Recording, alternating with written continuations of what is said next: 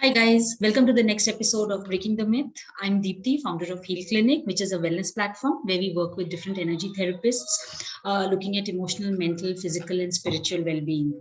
Today I have with me Kavita Freedom, who has been working in this space for more than 12 years. I think one of her main speciality is that she is just one of the few meta health practitioners and trainers in India. It's not very common in India. Meta health is something which looks at physical illnesses in a very different way. It looks at what is that specific event or a memory or a person or a situation which has triggered that disease. Because once you're able to identify that, then it becomes easier to do therapy work and resolve it. So I think meta health is something which we will address in another issue. Today we have come up with something that between Kavita and me, we get a lot of questions around what is healing, what is therapy, what is the difference between the two, how does distance healing work? So we thought let's break some of the myths around these. Yeah. So welcome, Kavita. Thank you so much, Deepti, and thank you so much for giving me this opportunity to break this myth and let people understand and have that awareness that what is therapy and what is healing. Okay, so the first thing, what is therapy? Therapy is where we have a one-on-one session with the client. So it is me and my client, where we are sitting and we are working on very specific issue. Okay, now when I say specific issue, it can be like a disease, a specific disease, or a specific fear, maybe something like fear of abandonment, fear that people are going to leave me, right? Or it can be anger issues, it can be something guilt, shame, abuse. So these are very specific things that we take in every session, where you cannot take everything together. It is broken down in bite sizes so that it's easy to deal with it. Right. Okay, so that is what is therapy. Now, in healing, what we do is that the person does not need to be there in front of me. So it is called a distance healing. Right. Okay, you can be anywhere on this planet Earth, and I can have your energy body in front of me. And the healing is done for that person for whatever are the issues that have been decided between the healer and the client.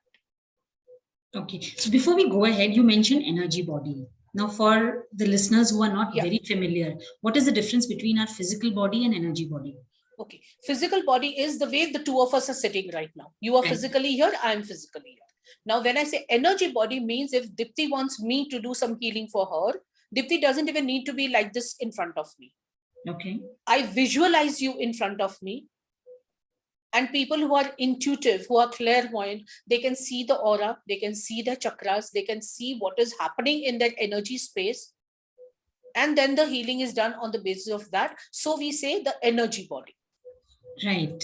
Right. I think one of my favorite ways of explaining this is like if you see this is a phone, this is a physical phone, like a physical body. Yes. But if I now, let's say, call up Kavita, it is just a 10-digit number which I put in here. Yes. And wherever she is, I can do a video call, I can do a voice call with her, I can send her messages. How does that happen with both of us sitting in two different geographical things? Because there is energetic connection between the two 10-digit numbers which is there. Yeah, Wi-Fi is also energy. Yeah, right. So similarly, each human being, each of us have a unique energy, yes, energetic field around us. You can say energy structure, you can say energy body, you can say energy field.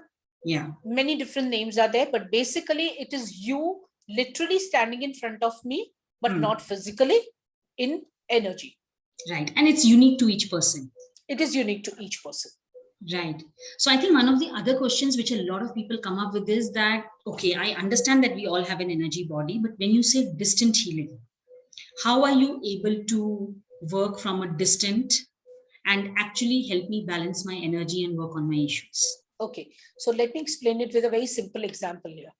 If right now, today, I tell everybody to close their eyes and visualize the kitchen, can they do it? Yeah. Not just that, you know exactly what is there in each drawer of yours. Right. Correct? Where is your wheat kept? Where is your rice kept? Where is your salt kept? Even with your closed eyes, you being somewhere out of the country, you can visualize your kitchen exactly the way it is. So what did you do? Maybe you are in US. You came all the way back to your home. You energetically traveled over there. You're seeing your kitchen and everything. And you came back home. Right. So in distance healing also, it is the same way, where we have the energy body of that person in front of us. What is not in balance, we bring it in balance. Let's say a chakra is not functioning properly. Whatever needs to be done to make that chakra function properly, we do that. If we see any kind of tears, any kind of cuts or anything in the aura, a hole in the aura, we do the sealing of that. Right. And that is, at least as far as I go, it is a very intuitive healing that I do. Means I connect with my higher self, and I connect with the higher self of the client, and whatever is told to do is being done. So Right. my own personal judgment is not coming in the way. Right. Okay, now when we say higher self, what do you mean by that? Yeah. Higher self means I'm taking help from my soul's energy and connecting with the soul's energy of that person, and then the healing is done according to that. So we have two specialists over there who's guiding the Right. healer. Right. So is it as effective as, let's say, if a client comes and sits in front of you and you do healing? I think sometimes I feel it is more effective. Okay. Okay, why? Because now let's say somebody who is extremely in the headspace is there in front of you for healing. They will question everything that you're doing. Yeah. They will want to know everything that you are doing. You may make them sit there in front of you for 1 hour, and you may barely get 15 minutes of work done, because their mind is coming in their own way. Right. But when we are doing the distance healing, that person's mind doesn't come in your way.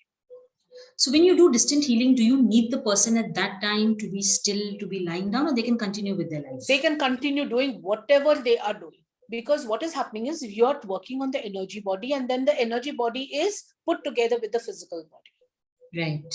So the energy body, whatever healing has been done, goes and connects with the physical body, and they integrate back together. Interesting. And in fact, sometimes I tell people, please don't even remember that your healing is getting done unless you have to pay me. Right. Go about your daily work, and I'll do whatever I have to do. Because again, see, our head comes in our way. Yeah. Our logic comes in our way. Like, for example, if I say, I'm going to do your healing at 10 o'clock. From 9:30, they start palpitating. From 9:30, their fears come up. God knows what is going to come up. Oh, God knows what Kavita is going to do. Should I sit? Should I lie down? Should I sit with water? I said, please don't do that. Because in fact, that becomes your resistance in the work that I have to do. Right. Right.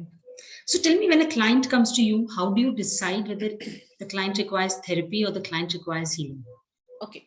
Most of the time, I tell people to do healing where the person themselves are not in a position to do their own personal work. So for example, let's say somebody's in the ICU. How are you going to tell that person to do therapy work? Right. Or it's a small child who is still not in that position to, sit with somebody and really do some deep work. I had a child who just couldn't speak. The child was 7 years old, and the speech had still not got developed. So for that child, there was no other option but to do healing. So is both of them as effective? Like, let's say if you were able to do therapy with that child, vis-a-vis you did healing. So is both effective at the same rate? They both are effective, but again, healing is done more for the energy part. Okay, like cleaning up your aura, your chakras, your meridians, and maybe if there is too much of depression, there is external energy, it helps with all that. Right. And therapy work, as I said, we pick up individual things, specific things that the client is facing, and you work on that. Now, let's say, I'll give you the example of this child only. With the healing, we have cleared out everything, but the speech is still not opening up. Then we need to wait for some time till the child can sit with me and do the work. Because there is some work that has to be done at a personal level, because it is connected with your emotions, your beliefs, your patterns, which cannot be healed through the healing work. Right. So when you're giving healing or you're doing therapy, as a client, how do I know that, yes, I'm receiving the healing or the therapy is being effective? The results. If today because it doesn't come happen with a immediately, fear, right? It doesn't happen immediately. No, with therapy, it will happen immediately. Okay. Let's say you've taken the fear of abandonment, and we have done a complete thorough therapy. You won't feel the fear of abandonment after that. But I wouldn't know that because I have consciously never felt that fear. I think that's where most people come from. No, Because you will immediately come to know, because let's say you have said that I am afraid of losing this person. Now, next time when you go to meet this person, or you're going ahead in your relationship with that person, that fear is not there. okay. So your dynamics in that relationship will also change. And in healing also, immediately you will come to know, like, for example, if you are telling me that I've got headaches, which are just not going no matter what I did. Yeah. And they're so bad that I cannot even sit for therapy, because like I'm literally sitting like this. So first, we need to do something so the client is comfortable. And that is where first maybe distance healing is required, that at least make the person a little comfortable, a little stable. Right. And the result of that, how will you come to know? Headache is not definitely going to be lesser. Even if it doesn't go away completely, at least it has to come down that 50%, 60%. And then the work can be taken further through therapy. Right. I think one of the other questions that I come across a lot of times is because people, when they Google search or when they see on social media, they see these therapy names. Like it could be inner child, hypnotherapy, family constellation, PLR, and in healing, Yes. it's Reiki, pranic healing. So they ask, oh, so if you're going to give me healing, is it Reiki? Is it pranic healing? If it's therapy, is it hypnotherapy? Is it inner child? But what I have seen with my experience with you and other therapists is most of the healers use integrated, which means that there is no one specific therapy or healing modality that they use, but over the years with experience, it's more intuitive. Sometimes it's also a combination of certain that is where, Deepti, if you know, now that we have been working since some time, I always do a case study first. Yeah. Why is a case study important? So that we know what we are dealing with.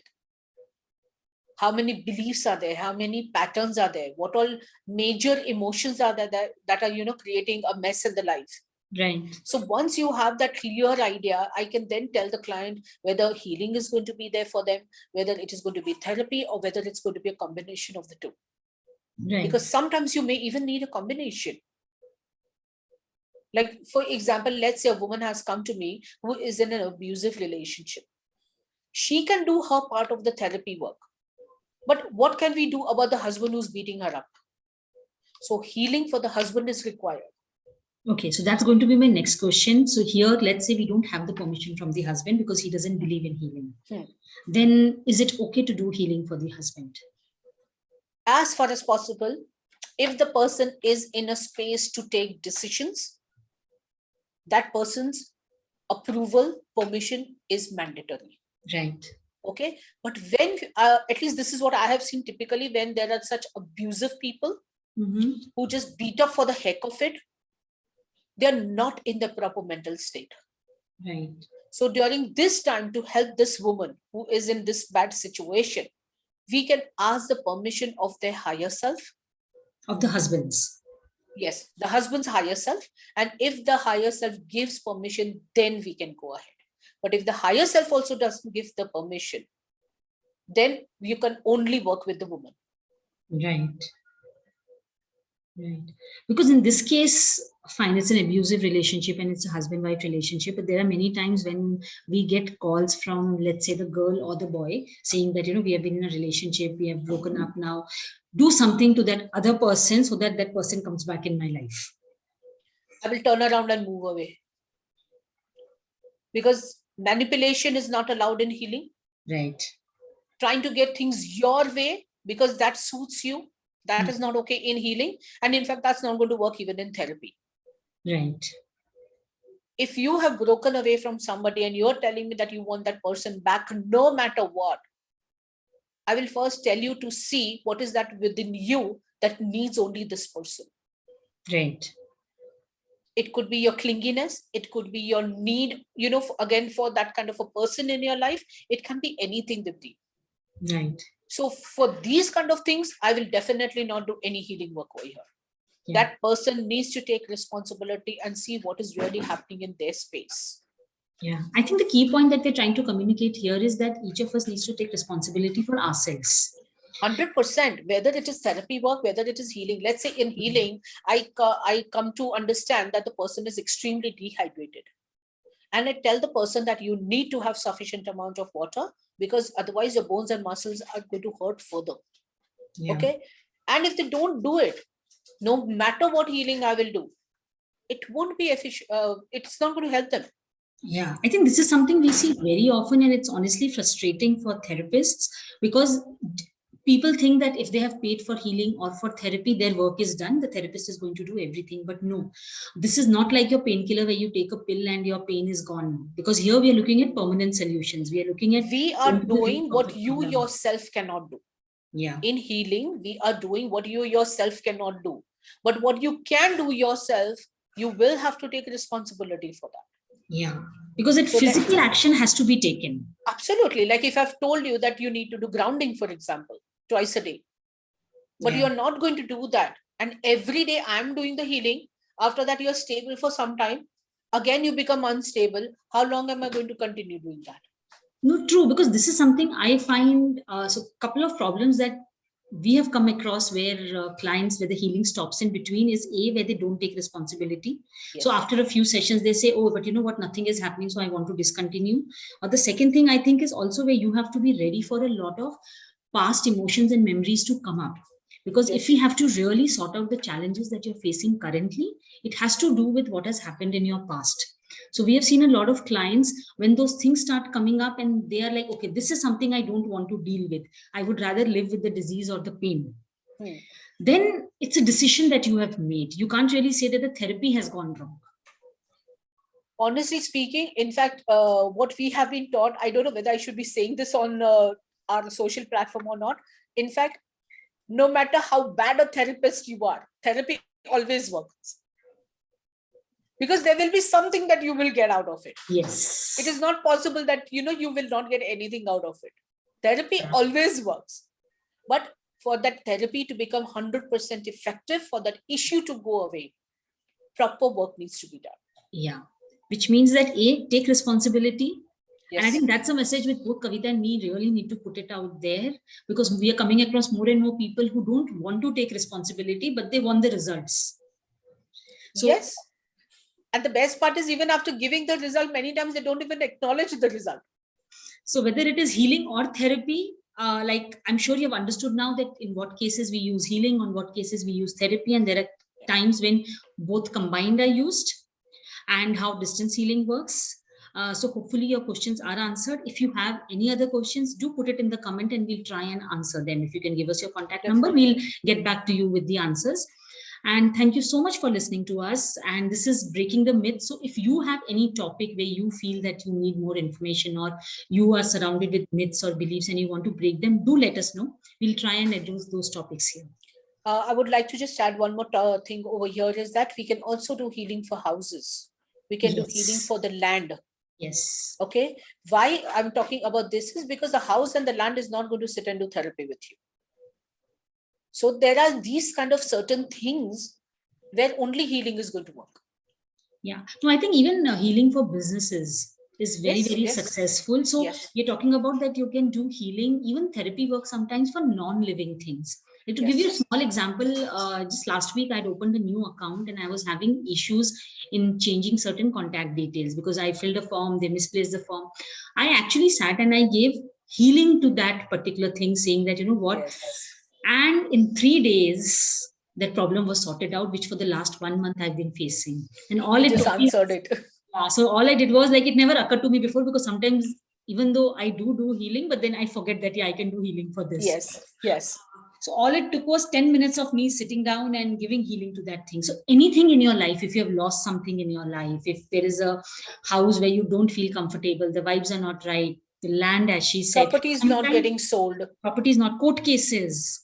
Yes. I think all of those things are something that healing or therapy, depending on what the issue is and where it is stuck, it can be done. So absolutely, do let us know if you have any questions around any of these things and we'll be happy to answer them. Thank you so much, Kavita, for being here.